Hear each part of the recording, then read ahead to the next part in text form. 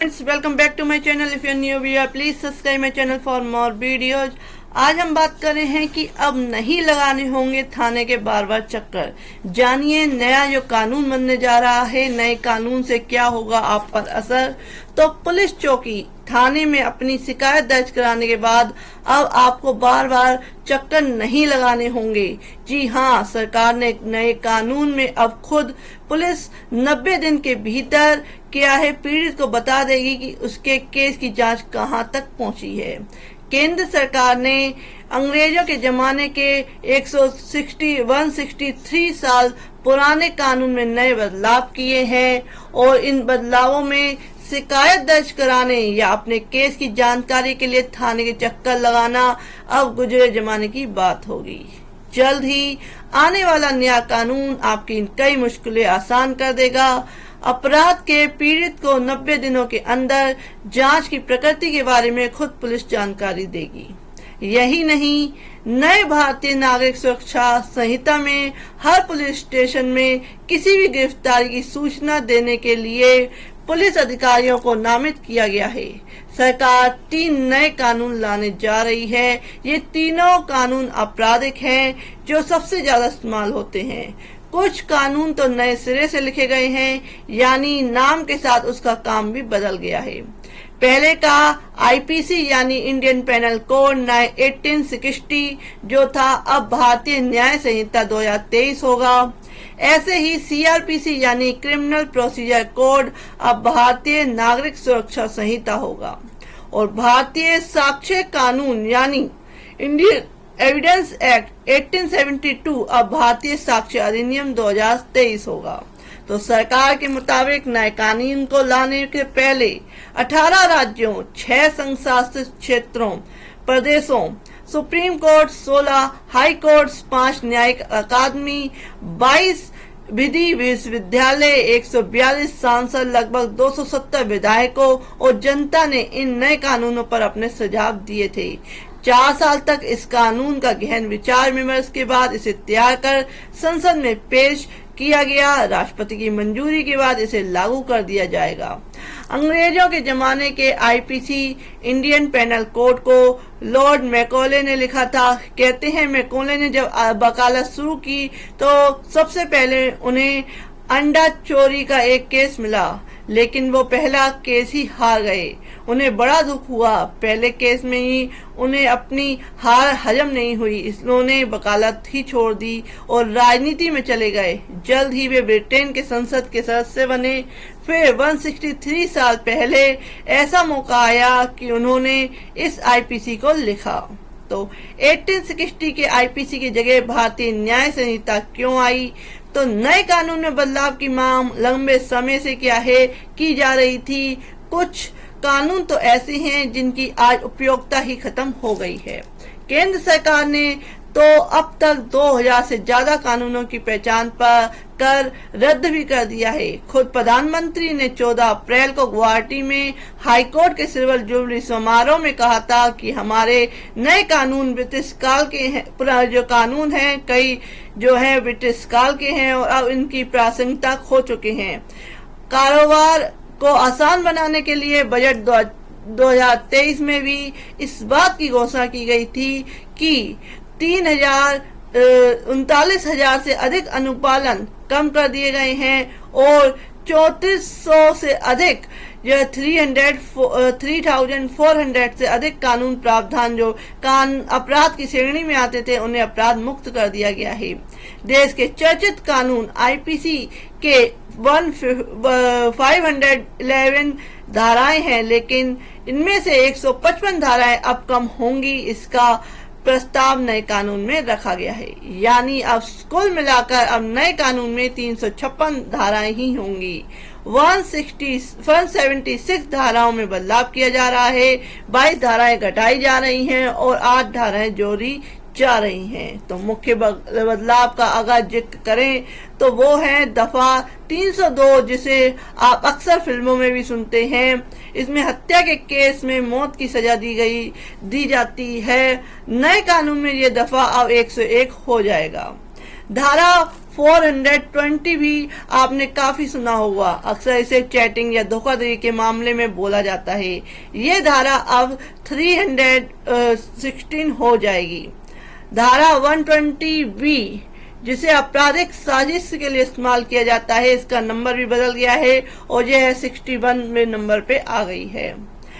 जब भी कहीं दंगा या बवाल होता है तो तुरंत पुलिस को आती है धारा 144 लगा देती है। सीआरपीसी की धारा 144 भीड़ जमा होने से रोकने के लिए लगाई जाती है और भारतीय नागरिक सुरक्षा संहिता BNS में जो है अब ये 163 हो जाएगी। तो कई बदलाव आ चुके हैं। नए कानून में बदलाव का क्या होगा? आईपीसी की इस धारा जो लेकर सबसे ज्यादा चर्चा हो रही है वो है राजद्रोह।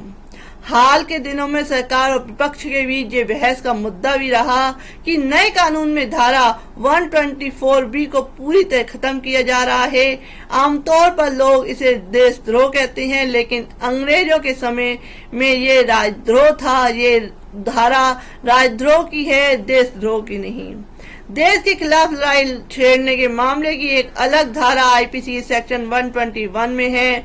अगर आपको मुंबई के ताज होटल में 26 नवंबर 2008 में हुआ हमला याद हो तो इसे अंजाम देने वाले पाकिस्तानी आतंकवादी अजमल कसाब के खिलाफ यही धारा लगाई गई थी। देशद्रोह के नाम पर जो नया कानून बना है उसमें कई बातें नहीं है। सशस्त्र विद्रोह, देश को तोड़ना, अलगाव गतिविधियों में शामिल होना, देश की एकता अखंडता को खतरा पहुंचाने और जैसे अपराध को नए कानून में जोड़ा गया है। ये नया कानून अब सेक्शन 150 होगा। नए कानून में महिलाओं और बच्चों के खिलाफ अपराधों में सजा को प्राथमिकता दी गई है। छोटे अपराधों के लिए सामुदायिक सेवा के लिए दंड को नए कानून में शामिल किया गया है कि अगर जो छोटे अपराध करता है उसको क्या है सोशल सर्विस करनी होगी, यानी कोई छोटी मोटी चोरी जैसे मामलों में पकड़ा जाता है तो उसे बड़ी सजा देने की जगह कहा जाएगा जाओ समाज के लिए कुछ काम करो। अब उसे काम बता दिया जाएगा। ये पहली बार शामिल किया गया है। नए कानून में गैंगरेप के दोषियों को 20 साल से लेकर उम्र कैद की सजा का प्रावधान है। नाबालिग से बलात्कार पर इसे सख्त करते हुए मौत की सजा का जो है कर दिया गया है। शादी या नौकरी का झांसा देकर रेप करने पर अलग से सजा का प्रावधान है। मॉब लिंचिंग केस में 7 साल से उम्र कैद की सजा है, यानी अगर भीड़ में कोई किसी को पकड़कर मारता है तो उसे अलग कानून में रखा गया है। अभी तक धारा 302 में ऐसे केसों को शामिल किया जाता था। मामले में जल्द कार्रवाई के लिए जो 0 FIR की सुविधा है उसमें अब कुछ बदलाव किया गया है। अब क्या है, केस जो है जल्द कार्रवाई के लिए अब जिस थाने में केस होगा वहां 0 FIR 15 दिन के अंदर भेजनी होगी। तो 0 FIR का मतलब है कि आप राज्य के किसी भी शहर या थाने में जाकर अपना FIR दर्ज करा सकते हैं। इससे फर्क नहीं पड़ता कि केस किस थाने या शहर का है। साल 2012 में निर्भया गैंगरेप मामले के बाद केंद्र सरकार ने देश के बड़े गंभीर मामलों को रोकने के लिए 0 FIR की व्यवस्था लागू करने का फैसला किया था। नए कानून में FIR से लेकर पूरी प्रक्रिया तक डिजिटलाइजेशन की बात कही जा रही है। हर केस में चार्जशीट 90 दिन में दाखिल होगी। कोर्ट अगर चाहे तो 90 दिन इसे और बढ़ा सकती है, लेकिन 180 दिन से ज्यादा का समय नहीं मिलेगा। नए कानून में चार्जशीट मिलने के 60 दिन के भीतर आरोप तय करने की बात प्रस्तावित है। सबसे खास बात है कि सुनवाई पूरी होने के 30 दिन के अंदर कोर्ट को अपना फैसला सुनाना होगा, लेकिन अगर जरूरी हुआ तो उसे 60 दिन तक बढ़ाया जा सकता है। अदालत का फैसला जो है 7 दिन के अंदर ऑनलाइन उपलब्ध कराने की बात कही गई है। समरी ट्रायल को 3 साल की सजा में अनिवार्य किया जाएगा।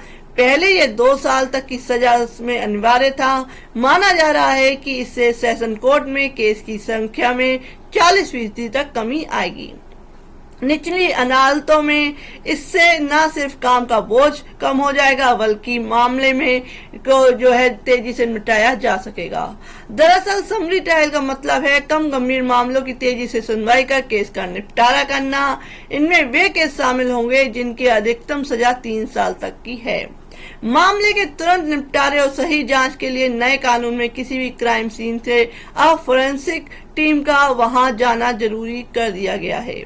नए कानून में पहली बार अपराध करने वाले को 1/3 सजा काटने के बाद खुद जमानत मिल जाएगी, लेकिन आजीवन कारावास मौत की सजा पाए व्यक्ति को ये छूट नहीं मिलेगी।